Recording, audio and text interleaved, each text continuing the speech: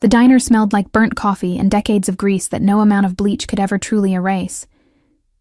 I wiped down the same sticky table for the third time, my lower back screaming in protest. 14 hours into a double shift, and my feet had gone numb somewhere around hour 9. The fluorescent lights buzzed overhead, flickering in that maddening rhythm that made my exhaustion feel like something physical, crawling under my skin. "Table 6 needs ketchup," Denise barked from behind the counter, not bothering to look up from her phone.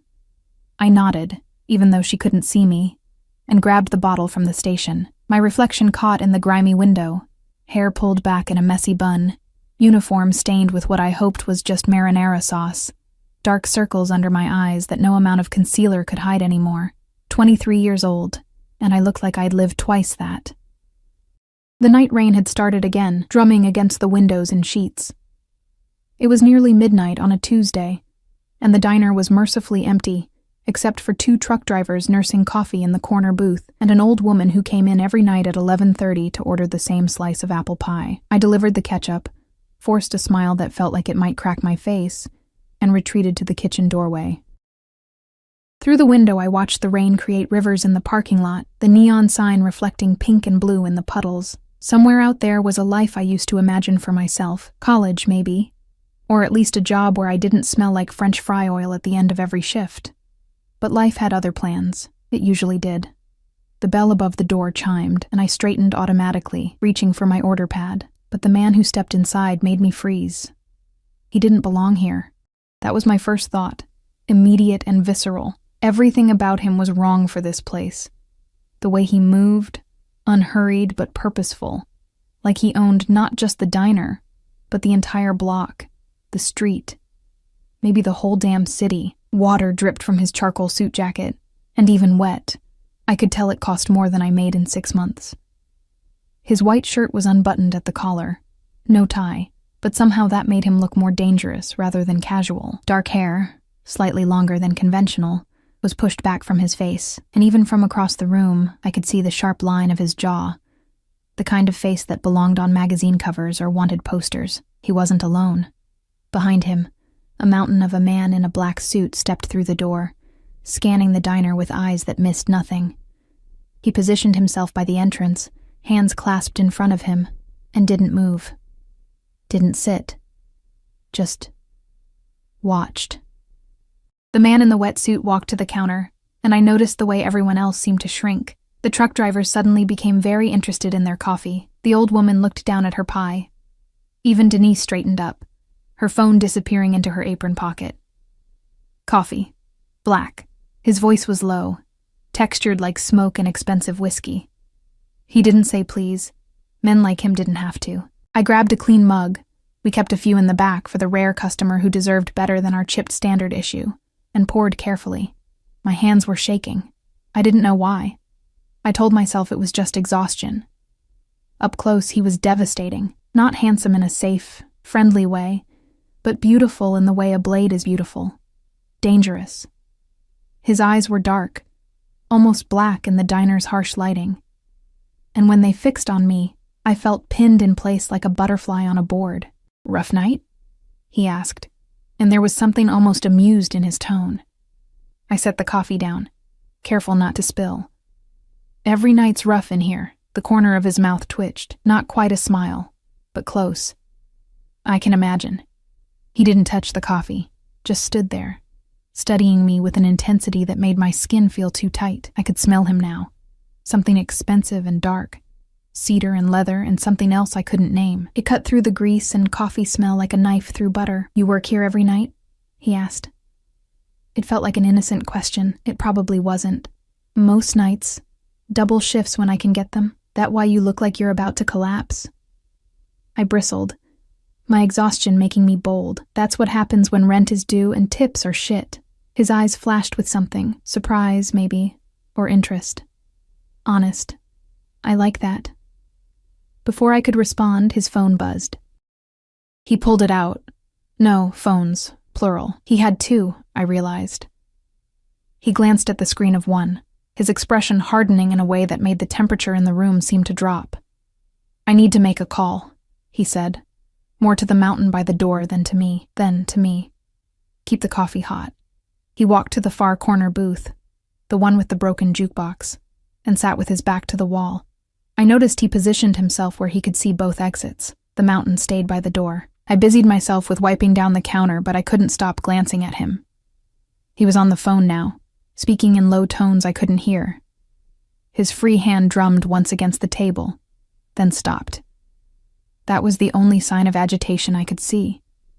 10 minutes later, he stood, pulled out a wallet from his inside jacket pocket, black leather, thick with what I assumed were $100 bills. He extracted one and placed it on the counter. Even though the coffee was maybe $2 at most. Keep the change, he said, already moving toward the door. And then he was gone, the mountain following him like a shadow. Through the window, I watched them climb into a black SUV with tinted windows that had been idling in the parking lot. I hadn't even noticed it pull up. The truck drivers released a collective breath. Jesus Christ, one of them muttered. You know who that was? I shook my head, pocketing the $100 bill with shaking fingers. Better you don't, sweetheart. Better you don't. The rest of my shift blurred together. At 2 a.m., Denise finally let me go, and I gathered my things from the break room, a threadbare jacket, my dying phone, my keys. I was so tired I could barely see straight. The parking lot was empty except for my beat-up Honda and one other car, a sleek black sedan that definitely hadn't been there when I arrived. I ignored it, too exhausted to care. I was halfway to my car when I saw it. A wallet. Black leather. Lying in a puddle near where the SUV had been parked. My tired brain took a moment to process. Then I picked it up, water dripping from my fingers. Inside was an ID. No, several IDs, which should have been my first warning. Credit cards with different names and a thick stack of cash, but it was the first ID that made my blood run cold. The name meant nothing to me, but the face did. The man from the diner. And behind the plastic window, barely visible, was a business card with just a phone number. No name. No company. Just numbers. I should have left it. Should have dropped it back in the puddle and pretended I'd never seen it. Instead, with trembling fingers and a conscience that had always been too loud for my own good, I pulled out my phone and dialed the number. It rang once, twice. Then a voice, smooth as silk and sharp as broken glass. Who is this? I found a wallet in the parking lot of Rosie's diner. I think it belongs to... Don't move. The line went dead. I stood there in the rain, wallet in hand, and realized I'd just made a mistake. A massive, potentially life-altering mistake. Because the sedan that had been parked across the lot suddenly came to life, its headlights flaring bright, and it began rolling toward me with the slow, inevitable approach of a predator who just found prey. My heart hammered against my ribs. The car stopped 10 feet away, the back door opened, and he stepped out. Even in the rain, even with water streaming down his face, he was terrifying. Not because he looked angry, his expression was perfectly calm. That was worse somehow. Like I was a problem he'd already calculated how to solve. You called, he said, and it wasn't a question. I found your wallet. I just wanted to return it. My voice came out smaller than I intended. I work here. I saw you earlier, and you thought you'd do a good deed. He took a step closer. I took a step back. Honest to a fault. That's dangerous, you know. I was just trying to help. Help. He repeated the word like it was foreign to him. When did you find it? Just now, after my shift. It was in the parking lot where your car was. He studied me for a long moment, rain plastering my hair to my face, my uniform soaked through. I must have looked pathetic. I felt pathetic. Then he held out his hand, the wallet. I gave it to him, and our fingers brushed. His were warm despite the rain. Mine were freezing. He opened the wallet, checked the contents with quick efficiency, then looked back at me. Nothing missing. I didn't. No, he said softly. You wouldn't. Most people would have kept the cash at least, but not you. There was something in his voice I couldn't identify. Curiosity, maybe, or calculation. What's your name? He asked. I hesitated. Giving my name felt like giving him power, but refusing felt more dangerous. Emma Pierce, Emma. He said it slowly, like he was tasting it. You live around here? Every instinct screamed not to answer. Why? Because it's 2 a.m. You're soaked to the bone and you look like you're about to fall over. Where's your car? I pointed weakly at the Honda, with its dented bumper and rust spots. His jaw tightened almost imperceptibly. That thing runs? Most days. Not tonight, it won't. He gestured to the sedan. Get in. I'm not getting in a car with a stranger. I'm not a stranger. You just returned my wallet. That makes us acquainted. His eyes held mine. And I don't leave debts unpaid. You did me a favor. Now I do you one. I give you a ride home. I'm fine. Really. It's not a request, Emma. The way he said my name made something low in my stomach tighten with fear, and something else I didn't want to examine. This was dangerous. He was dangerous. Every cell in my body knew it, but I was so tired, and the rain was so cold, and something in his voice made it clear that refusing would create more problems than accepting. Just a ride, I heard myself say. That's all. His smile was sharp enough to cut. Of course. Just a ride. He opened the back door of the sedan wider, waited. I climbed in, the leather interior warm and smelling like money and danger. He slid in beside me, close enough that I could feel the heat radiating from his body. The mountain from the diner was in the driver's seat. He didn't turn around, didn't acknowledge me. Just started the engine. Address, the man beside me said. I gave it.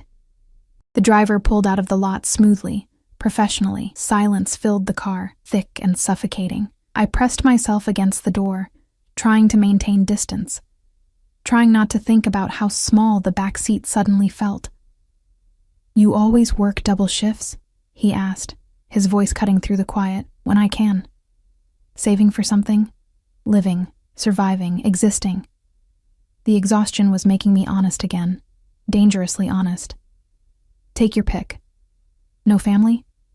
Not anymore. Something flickered across his face, understanding, maybe, or recognition. I know what that's like. We pulled up to my apartment building, a crumbling complex in the worst part of town, where the streetlights were always broken and the front door didn't lock properly. I felt his gaze taking it all in, cataloging every detail.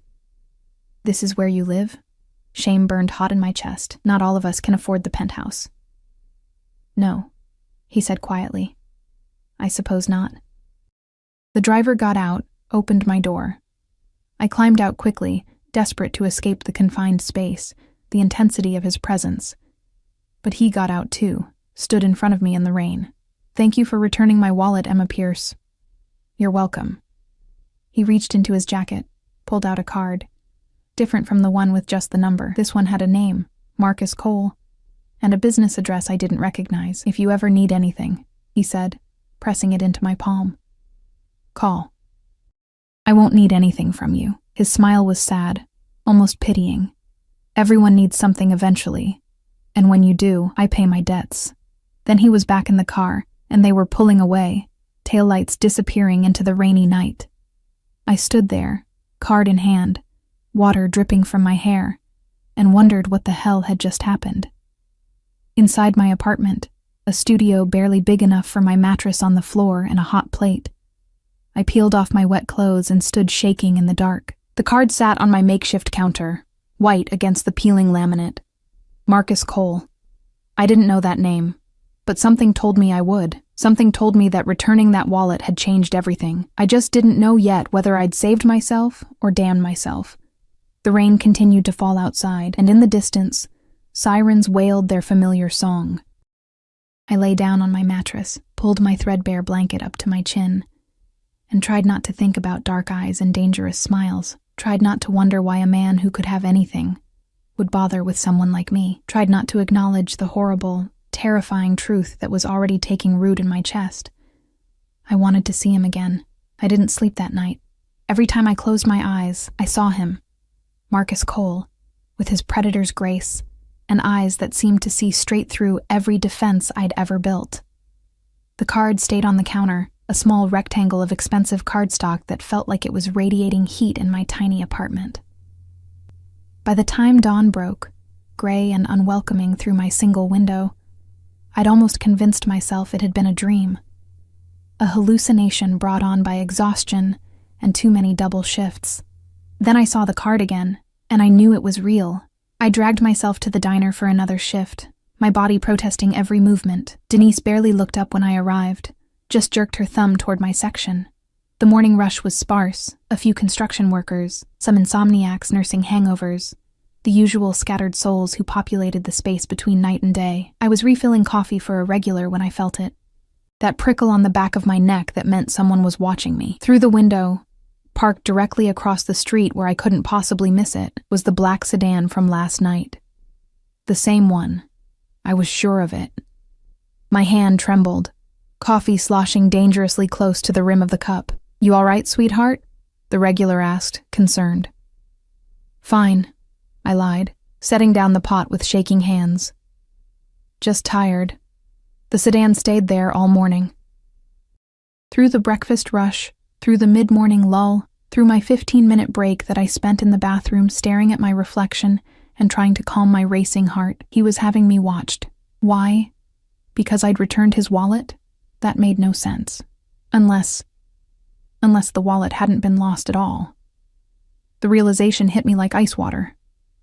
A test. It had been a test, and I'd either passed or failed spectacularly. I just didn't know which yet. At noon, the sedan pulled away. I should have felt relieved. Instead, I felt strangely abandoned, which was insane. I didn't want his attention. I didn't want anything to do with Marcus Cole or his dangerous eyes, or the way he'd looked at me like I was a puzzle he intended to solve. My shift ended at 3. I gathered my things from the break room. Tips had been decent today, enough to cover groceries at least, and stepped out into the afternoon sun.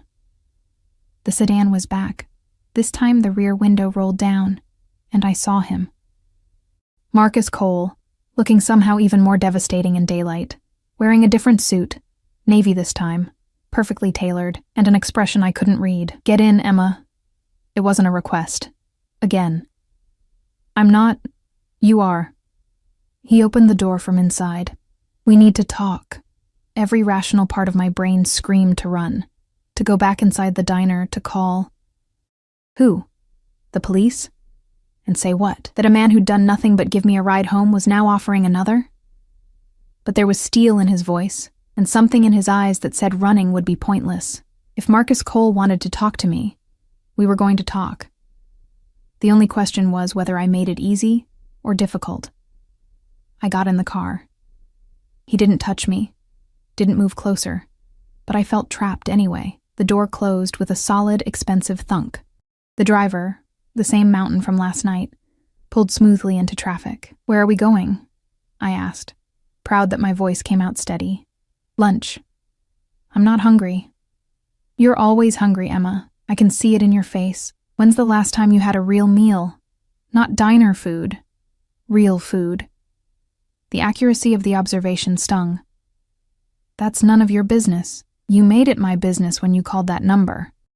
He turned to face me fully, one arm draped casually along the back of the seat. "Tell me something. Why did you call?" "The truth." "I told you. To return your wallet. You could have left it at the diner, turned it into lost and found, kept the cash and thrown the rest away. But you called a number on a card without knowing who you were calling. Why?" I met his eyes, refusing to look away even though it felt like staring into the sun. Because it was the right thing to do. The right thing. He said it like I'd spoken a foreign language. "Do you know how rare that is, Emma? How rare you are?" "I'm not rare. I'm broke, exhausted, and way out of my depth here. So why don't you just tell me what you want?" His smile was sharp and approving. There's that honesty again. What I want is to understand you.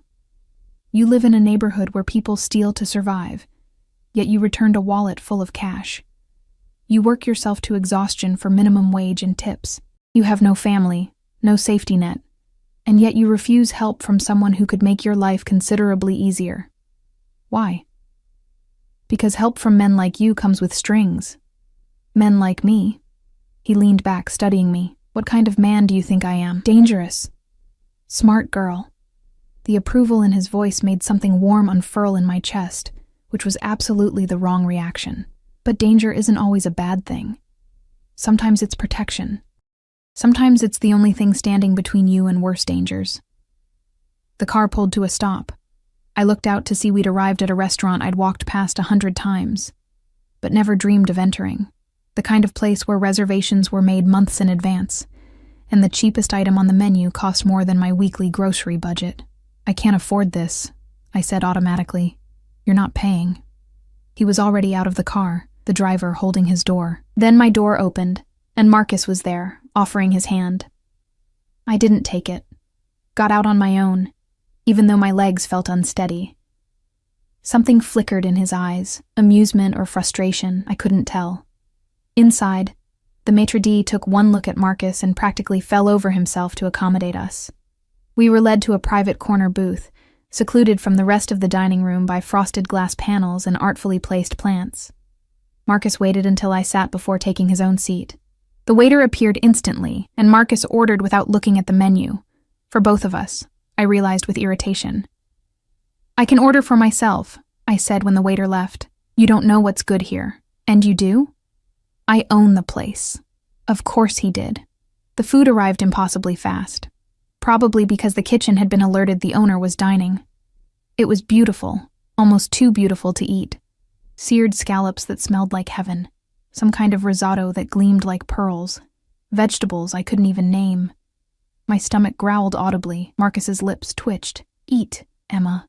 I wanted to refuse on principle, but I was so hungry, and it smelled so good, and pride was a luxury I couldn't afford. The first bite nearly made me moan. I caught myself, but not before I saw the satisfaction in his eyes. We ate in silence for a few minutes. I tried not to devour everything like a starving animal, tried to maintain some dignity, but God, when was the last time I'd tasted something that wasn't fried or microwaved? "Tell me about your family," Marcus said suddenly. I set down my fork. "Why?" "Because I'm curious, and because you're going to tell me." The arrogance should have made me angry. Instead, I found myself answering, "There's nothing to tell. My mom died when I was 17. Cancer. I've been on my own since. No father? Never met him. He left before I was born." I picked up my fork again, pushing risotto around my plate. My turn. "What do you really do, Marcus Cole?" "I'm a businessman." "That's not an answer. It's the only one you need." "The wallet," I said quietly. "That was a test, wasn't it? You wanted to see what I'd do." He didn't deny it. "I needed to know what kind of person you were." "And what's the verdict?" "You're exactly what you appear to be. Honest, stubborn, too brave for your own good." He leaned forward, his intensity pinning me in place. "Do you know how dangerous that is, Emma? In my world, people like you don't survive. I'm not in your world. You are now. The moment you called that number, you stepped into it." His hand moved across the table, not touching me but close enough that I could feel the heat. "And I don't let go of things that belong to me. I don't belong to anyone. Not yet." The promise in those two words made my breath catch. "But you will, Emma, because I'm going to give you a choice. You can walk away right now, go back to your double shifts and your falling apart apartment, and your slow march toward burnout, or you can let me help you." "Help me do what?" "Live. Actually live instead of just surviving." His eyes held mine. "I'm offering you a job. Better pay, better hours, better everything. All you have to do is say yes." It sounded too good to be true, which meant it definitely was. "What's the catch?" "No catch, just loyalty. You work for me, you're under my protection. But you don't lie to me, you don't betray me, and you don't refuse when I ask something of you." That sounds like a lot of catches. His smile was wolf-sharp. Semantics. I should have said no. Should have walked out of that restaurant and never looked back. But I thought about my apartment, about the electricity bill I couldn't pay, about the student loans from the one semester of college I'd managed before my mother got sick, about the slow, grinding poverty that was swallowing me whole, and I thought about the way Marcus looked at me. Like I mattered. Like I was something precious he intended to keep. It was insane. It was dangerous. "What kind of job?" I heard myself ask. Victory flashed in his eyes. I need someone I can trust, someone whose loyalty can't be bought. You'd start as my personal assistant, handle appointments, correspondence, things that require discretion. I have no experience with any of that. You'll learn. You're smart, I can tell. And more importantly, you're honest. That's worth more than experience. The waiter appeared to clear our plates. Marcus ordered dessert without asking if I wanted any. I was starting to notice that about him. He made decisions and expected the world to accommodate them. The scary part was that it did. I need to think about it, I said. No, you don't. You've already decided. He tilted his head, studying me. You're just afraid of what saying yes means. He was right, and I hated that he was right. 24 hours, I said. Give me 24 hours to think. 12. I'll have my driver pick you up tomorrow afternoon. 2 o'clock. Be ready, and if I say no, something dark crossed his face. Then you say no. I won't force you, Emma, but you'll spend the rest of your life wondering what if. And that's its own kind of prison. The dessert arrived. Something chocolate and decadent. I ate it mechanically, barely tasting it, my mind spinning. When we left the restaurant, the sedan was waiting. Marcus held the door for me this time, and I let him. Small concessions. Building patterns. He drove me back to my apartment, walked me to my door despite my protests. Tomorrow, Emma, 2 o'clock. Don't make me wait. Then he was gone, and I was alone with a decision that felt like it would define the rest of my life. I called in sick to the diner the next morning. Denise sounded annoyed but unsurprised. I never called in sick, which probably made it more believable. I spent the hours until 2 o'clock pacing my tiny apartment. The business card Marcus had given me burning a hole in my pocket. Every rational thought said to run, to not be there when that sedan pulled up, to disappear into the anonymity of the city and pray that Marcus Cole would forget about the broke waitress who'd returned his wallet. But I thought about the electricity bill, about the leak in my ceiling that my landlord refused to fix, about the gnawing, constant hunger that came from rationing meals to make my paycheck stretch. And I thought about the way Marcus had looked at me, like I was valuable, like I mattered. At exactly 2 o'clock, the black sedan pulled up outside my building. I grabbed my jacket, my only jacket, and went downstairs before I could change my mind. The mountain was driving again. He nodded once when I approached, opened the back door. Marcus wasn't inside this time, and I felt an odd mixture of relief and disappointment. We drove in silence through parts of the city I'd never seen, where the buildings grew taller and sleeker, where everything gleamed with money and power. Finally, we pulled up to a high-rise that seemed to touch the clouds, all glass and steel and intimidating architecture. Mr. Cole is expecting you. 42nd floor, the driver said, his first words to me ever. Inside, the lobby was all marble and modern art. The security guard took one look at me, in my second-hand clothes and worn sneakers, and frowned. But when I gave Marcus's name, his expression shifted to something like respect. Or fear. The elevator was mirrored on all sides. I watched my reflection multiply into infinity as we rose, higher and higher, my stomach dropping with each floor. The doors opened directly into an office that took up the entire floor. Floor-to-ceiling windows offered a view of the city that made me dizzy. The furnishings were minimalist but clearly expensive. Dark wood, leather, chrome accents. And there was Marcus, standing by the window with his back to me, phone pressed to his ear. He was speaking in a language I didn't recognize, Italian maybe, or something similar. His tone was sharp, commanding. He ended the call abruptly when he heard the elevator, turned to face me. You came. Satisfaction colored his voice. I'm here to talk. That's all. Of course. He gestured to a chair in front of his massive desk. Sit. I sat. He remained standing, which put me at a disadvantage. I suspected that was intentional. Have you made your decision? He asked. I have questions first. Ask. What exactly would I be doing? And don't give me vague answers about being your assistant. Specifics. He smiled, like he approved of my directness. You'd manage my schedule, handle correspondence, attend meetings with me, screen calls. Some travel would be required. You'd have access to sensitive information, which means absolute discretion is non-negotiable. And the pay? He named a figure that made my heart stop. It was more than I made in 6 months at the diner. For a moment, I couldn't breathe. That's too much. That's what loyalty costs, Emma. What I demand in return is worth every penny. He moved around the desk, perching on the edge closest to me. You'd start immediately. Today, if you accept, I'll have an apartment arranged for you. Something appropriate, in a safe neighborhood. I have an apartment. That's not an apartment. That's a box with a door that doesn't lock properly in a building that should be condemned. His voice hardened. You work for me.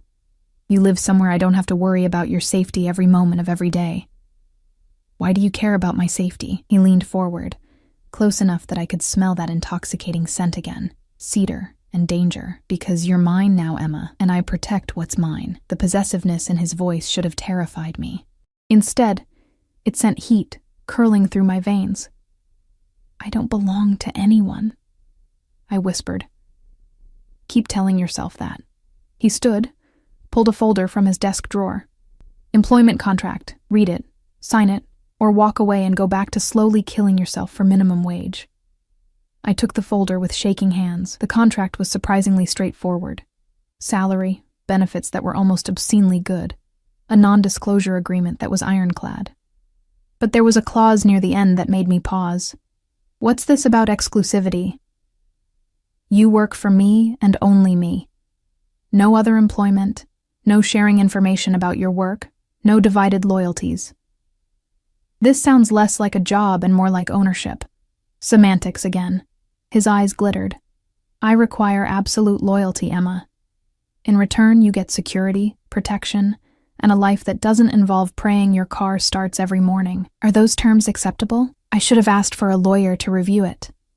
Should have taken time to consider. Should have done 100 things that a smart person would do. Instead, I picked up the pen he offered and signed my name. The smile that crossed his face was triumphant and predatory all at once. Smart girl. He took the contract, countersigned it, then pressed a button on his desk phone. Send her in. A woman entered moments later, tall, elegant, perfectly put together in a designer suit. She looked at me with barely concealed assessment. This is Catherine. She'll help you get situated. New wardrobe, apartment viewing, all the logistics. Marcus turned to me. You start tomorrow morning, 8 a.m. sharp. Don't be late. Tomorrow? But I haven't even... Quit your job at the diner? Consider it done. I'll have someone handle it. He was already moving back to his desk, dismissing me. Catherine will take care of everything else. Go. I stood on shaky legs, following Catherine back to the elevator. In the mirrored walls, I caught one last glimpse of Marcus watching me with an expression I couldn't decipher. Something between satisfaction and hunger. The doors closed, and Catherine finally spoke. You're either very lucky or very foolish. I haven't decided which yet. What do you mean? Marcus Cole doesn't hire personal assistants. He has people for that. Accountants, schedulers, managers. When he says he needs someone he can trust, what he means is he needs someone close. Close enough to see things others don't. Close enough to be... She paused, choosing her words carefully.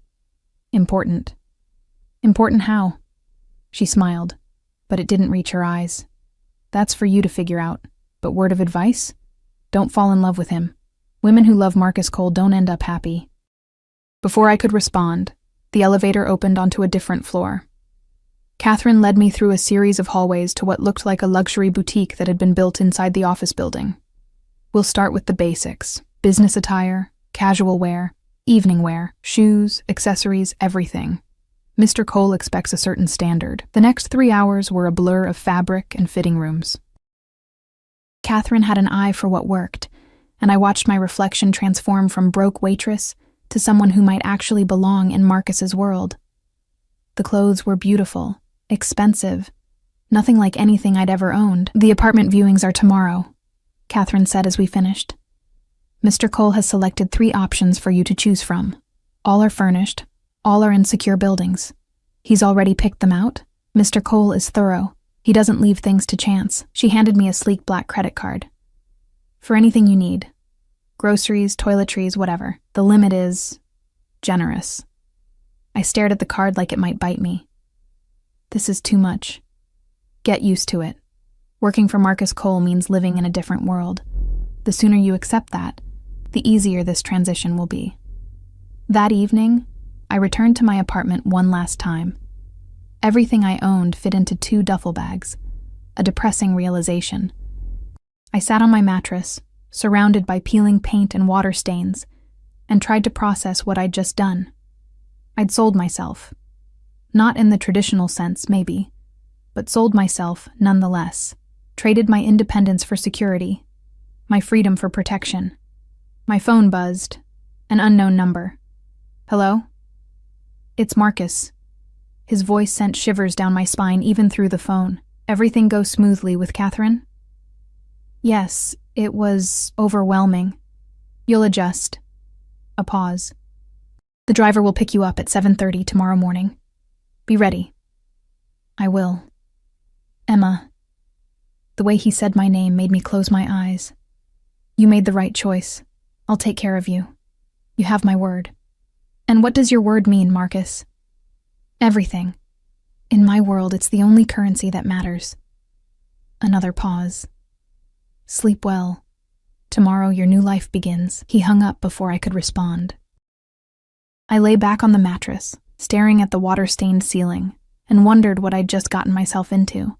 Part of me was terrified, but another part, a part I didn't want to acknowledge, was thrilled.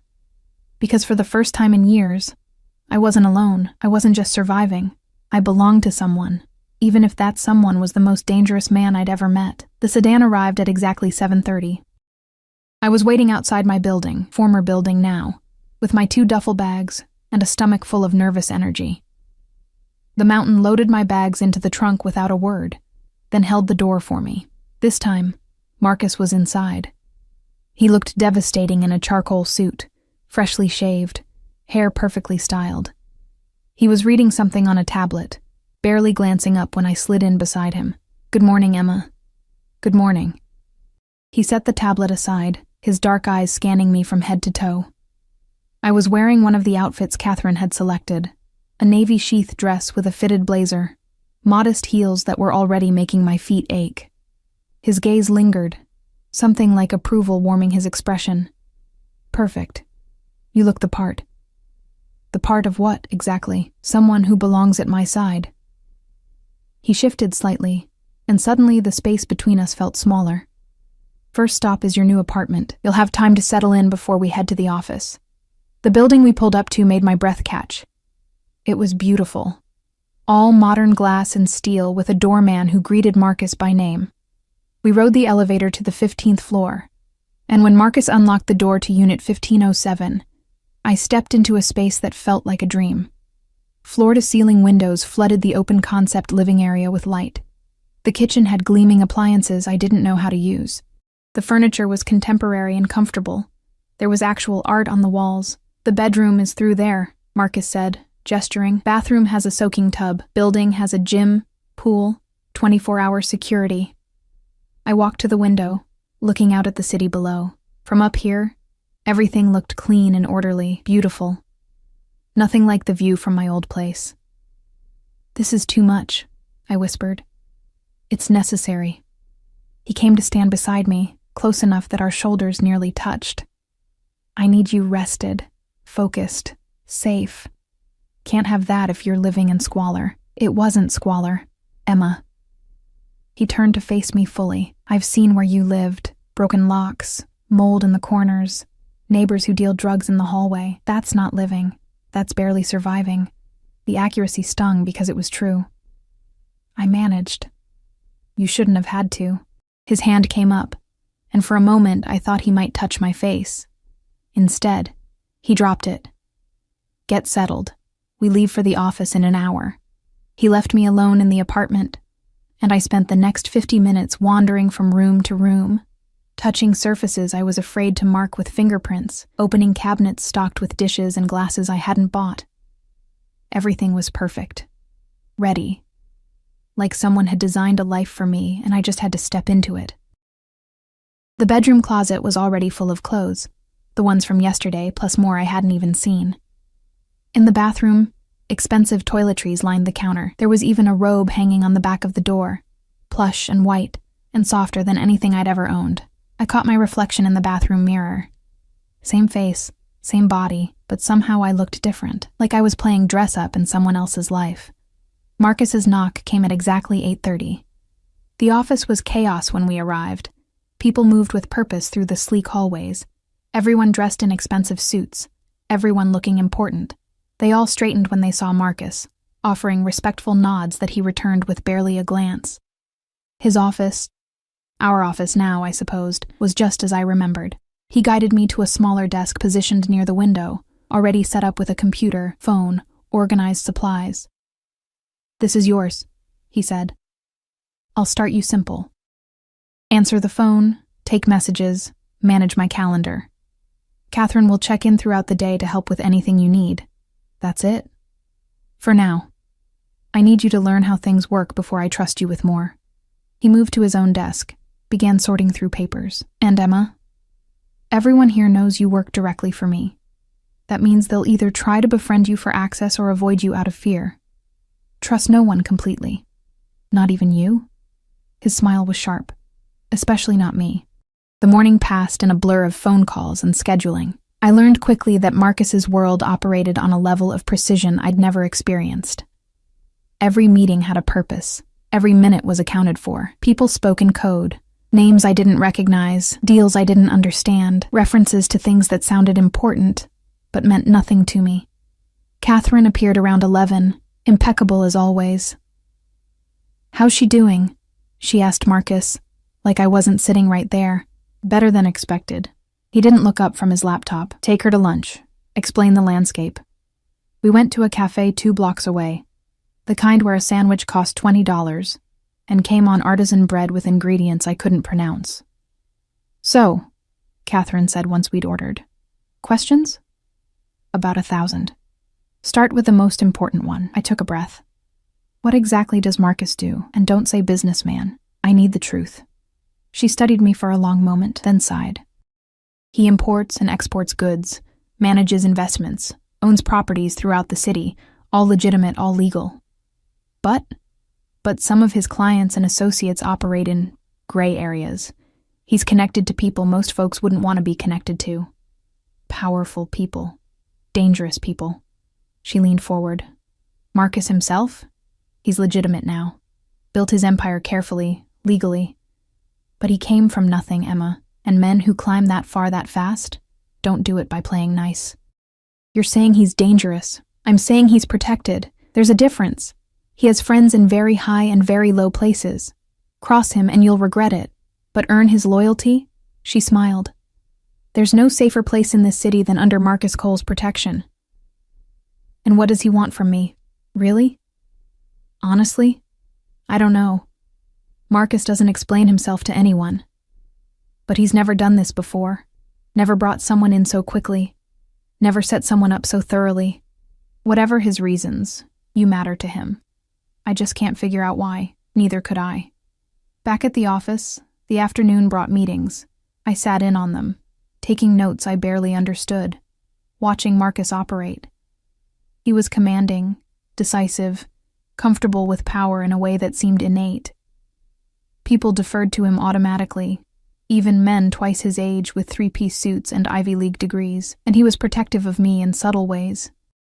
When one associate's gaze lingered too long, Marcus shifted slightly, blocking me from view. When someone asked who I was, his answer was simple: "Mine. That's all you need to know." The possessiveness should have bothered me. Instead, it made me feel safe. We worked until nearly 8. When Marcus finally stood, stretching slightly, I realized I was exhausted. "Come on," he said. "I'll take you to dinner. I should go home, get settled properly. You'll settle after you eat." He was already grabbing his jacket, clearly not accepting refusal. "There's someone I want you to meet." The restaurant was different from the one before. Smaller, more intimate, tucked away on a side street, Italian, based on the smells wafting from the kitchen. The owner greeted Marcus with a familiarity that spoke of years of patronage. We were led to a private room in the back, And waiting there was a man who made even Marcus look soft by comparison. Older, maybe 50, with silver threading through his dark hair and scars that spoke of a violent past. His eyes assessed me with the cold calculation of someone used to measuring threats. "Emma, this is Vincent, my oldest friend and most trusted advisor." Marcus gestured for me to sit. "Vincent, this is Emma Pierce, my new assistant." Vincent's eyebrow rose fractionally. "Assistant? Is that what we're calling it?" "That's what she is." Marcus's voice held a warning edge. "Of course." Vincent turned his attention to me. "Tell me, Emma, what did Marcus promise you to get you to work for him?" "Security. A better life." "And what did he tell you about what that would cost?" I met his gaze steadily. Loyalty, discretion, absolute trust. Something like respect flickered in Vincent's eyes. At least she's not naive. That's something. Dinner was served. Pasta that melted on the tongue, wine that probably cost more than my old monthly rent. The conversation flowed around me, Marcus and Vincent discussing business in that same code I'd heard all day, but I caught enough to understand that Vincent was testing me, seeing how I'd handle being included in discussions I shouldn't understand. I stayed quiet, observant, and I saw Vincent nod to Marcus at one point. Some silent communication passing between them. After dinner, Marcus drove me home himself. The mountain wasn't with us for once, and the intimacy of being alone in the car with him made my pulse race. "Vincent likes you," Marcus said as we pulled up to my building. "How can you tell? He didn't threaten you. That's practically a warm welcome from him." He turned off the engine, shifted to face me. "He's right, though. You're not naive. You know there's more to this than a simple job. I know you're not a simple businessman." "No, I'm not." His hand reached out, tucking a strand of hair behind my ear. The touch was gentle, but possessive. "But everything I've told you is true. You work for me, you're protected, you're loyal to me, I take care of you. That's the deal. And if I want more than that, want to understand what I'm really part of?" His smile was dangerous. "Then you'll learn. In time. When I'm ready to show you." His thumb brushed my cheekbone. "But know this, Emma. Once you see that world, you can't unsee it. You can't go back to being innocent. Maybe I don't want to be innocent anymore." The heat that flared in his eyes made my breath catch. For a moment, I thought he might kiss me. Instead, he pulled back, that control reasserting itself. "Go inside. Get some rest. Tomorrow we have an event to attend, something more formal. Catherine will make sure you have something appropriate to wear." I got out of the car, legs unsteady, and watched him drive away. Upstairs in my beautiful new apartment, I stood at the window and looked out at the city lights. Somewhere out there was my old life, the diner, the falling apart apartment, the slow grind of poverty. I didn't miss it. I should have. Should have been terrified of how quickly I was adapting to this new world, how easily I was accepting Marcus's control over my life. But all I felt was anticipation for tomorrow, for whatever came next. The event was at a mansion in the hills, the kind of place that made my new apartment look modest. Catherine had delivered a gown that afternoon, midnight blue silk, that hugged every curve and fell to the floor in elegant waves. She'd also sent a stylist who did my hair and makeup, transforming me into someone I barely recognized. When Marcus picked me up at 7, the look in his eyes made my stomach flip. "You're stunning," he said simply, offering his arm. I took it, feeling the solid warmth of him through his tuxedo. "What is this event exactly?" "Charity gala. Very boring, very necessary. You'll smile, stay close to me, and let me handle the conversation." He guided me to the car where Vincent was waiting in the driver's seat. Even he was in a tux, looking slightly uncomfortable, but no less dangerous. The mansion was lit up like a palace, music and laughter spilling from the open doors. Marcus kept his hand on the small of my back as we entered, and I felt every eye in the room turn toward us. "They're staring," I whispered. "They're curious. I never bring anyone to these things." His hand pressed slightly firmer against my back. "Let them wonder." We circulated through the crowd, Marcus introducing me as his associate to people whose names I recognized from news articles and Forbes lists. I smiled, shook hands, said very little. But I watched everything. The way people deferred to Marcus. The carefully neutral expressions when they looked at me. The whispered conversations that stopped when we approached. I was beginning to understand the power he wielded. Not just money, though he clearly had plenty of that, but influence, fear, respect. We were near the bar when I felt it. That prickle of awareness that meant someone was watching. I turned and found myself looking at a woman across the room. She was beautiful in a sharp, expensive way. Blonde hair perfectly styled, red dress cut to show acres of pale skin. But it was the hatred in her eyes when she looked at me that made me step closer to Marcus. He noticed immediately, followed my gaze. His expression hardened. "Who is that?" I asked quietly. "No one who matters." But his hand had moved from my back to my waist, pulling me against his side in a possessive gesture that was unmistakable. "Stay close to me." The woman was crossing the room toward us now, her smile sharp as broken glass. "Marcus," she purred, "how lovely to see you. And with a date, no less. That's certainly new." "Vanessa." His tone was arctic. "Enjoying the party?" I was. Her eyes raked over me with open disdain. "Until I saw you'd brought your latest, what did you call her? Assistant?" "Emma works for me, yes. Is that what you're telling people?" She laughed, cruel and mocking. "How long do you think she'll last? A month? 2? Before you get bored and discard her like all the others?" I felt Marcus tense beside me. But before he could speak, I found my voice. "I'm not interested in whatever history you have with Marcus, but I'm also not someone you can dismiss that easily." I met her gaze steadily. "So why don't you move along and find someone else to bother?" Shock flashed across her face, followed by rage. But Marcus's low chuckle diffused the moment. "You heard her, Vanessa? Move along." She opened her mouth, closed it, then spun on her designer heels and stalked away. I could feel the attention of half the room on us. "That was either very brave or very stupid," Marcus murmured in my ear. "She was rude. She's also the daughter of a man I do business with." But he was smiling.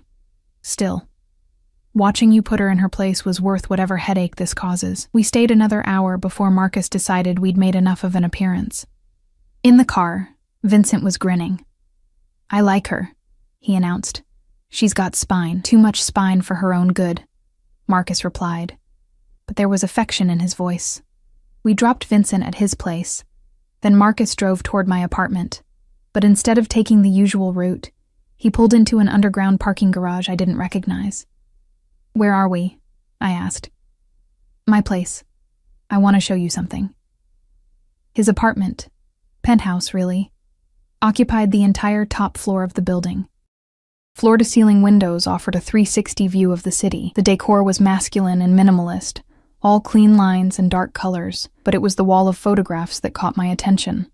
"Come here," Marcus said, leading me to them. They were family photos, I realized. A younger Marcus, with a woman who had to be his mother. Same dark eyes, same sharp features, a little girl with pigtails and a gap-toothed smile. Marcus as a teenager, arms around an older boy who looked like him. "Your family?" I asked softly. "Was." His voice was rough. "My mother died when I was 16. Cancer, like yours. My brother," he paused, jaw tight. "He was killed 3 years ago. Wrong place, wrong time. Caught in crossfire from a deal gone bad." "Marcus, I'm so sorry. My sister, the little girl in the photo. She's safe. Living in Europe with her husband, as far from this life as I could get her." He turned to face me. "I built all of this so she'd never have to struggle like we did, so she'd never have to be afraid." I understood then. The control, the possessiveness, the need to protect. He'd lost everyone he loved, and now he was trying to build something that couldn't be taken away. "Why are you telling me this?" I asked. "Because I need you to understand. When I say you're mine, when I say I'll protect you, it's not just words. It's everything." He stepped closer, his intensity overwhelming. "You remind me of her, my mother. The same goodness, the same stubborn honesty in a world that punishes both. And I swore after she died that if I ever found that again, I'd do whatever it took to keep it safe. I'm not a thing to be kept, Marcus. No, you're so much more than that." His hand came up, cupping my face with surprising gentleness. "You're the first person in years I've wanted to trust. The first person who's looked at me and seen something worth believing in, instead of something to fear or use." "I do fear you," I whispered. "I know. But you're here anyway. That's what makes you extraordinary." His thumb traced my lower lip, and my breath caught. "Tell me to stop, Emma.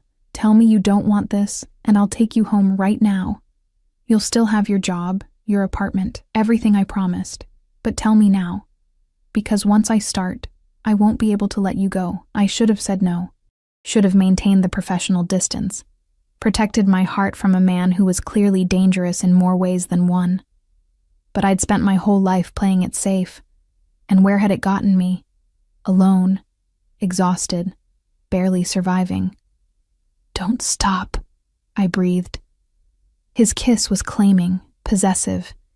Everything I should have run from, but I melted into it. My hands fisting in his tuxedo jacket, pulling him closer. He backed me against the window, the city lights spreading out behind us, and kissed me like he was trying to prove a point, that I was his, that this was inevitable, that we'd been heading toward this moment since I'd made that phone call to return his wallet. When we finally broke apart, both breathing hard, his forehead rested against mine. "You're mine now," he said. "No going back." "I know. I'll be possessive, jealous, overprotective. I won't apologize for any of it. I wouldn't believe you if you did." His laugh was rough and genuine. "Smart girl." He kissed me again, softer this time. "Stay with me tonight. Let me show you what it means to be mine."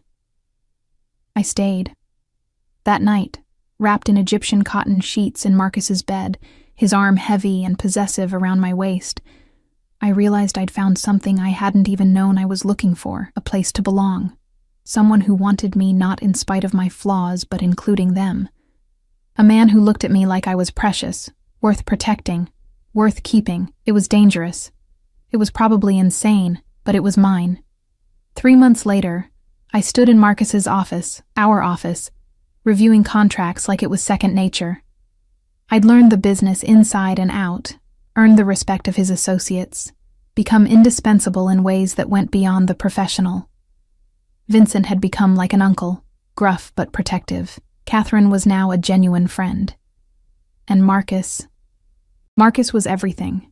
My boss, my protector, my obsession, the man who'd saved me from a life of slow desperation and given me purpose, security, and a love that was as fierce as it was unconventional. He walked up behind me now, arms circling my waist, chin resting on my shoulder. "Come home early tonight," he murmured. "I have something for you." "What kind of something?" "The kind that involves a ring and a very important question." My heart stopped. "Marcus, I told you that first night. Once I start, I don't let go." He turned me in his arms, his dark eyes intense. "You're mine, Emma. Have been since the moment you called to return a wallet you could have easily kept.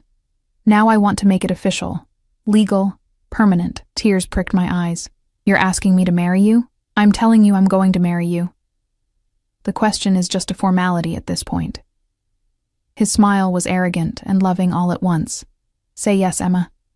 Let me take care of you for the rest of our lives. Let me give you everything you deserve."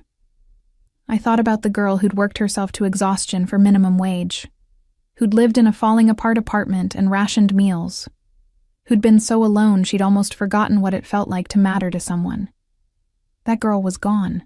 In her place was a woman who'd learned that sometimes the most dangerous choice was also the right one. That love didn't always come in safe packages. That belonging to someone could be freedom instead of a cage. "Yes," I whispered. "Yes, I'll marry you." His kiss tasted like triumph and promise and forever. Outside the windows, the city spread out below us, the same city where a broke waitress had once returned a wallet to a stranger, not knowing it would change everything, not knowing it would lead her here, to love, to safety, to home, to Marcus. And I'd never been more grateful for a test I hadn't even known I was taking.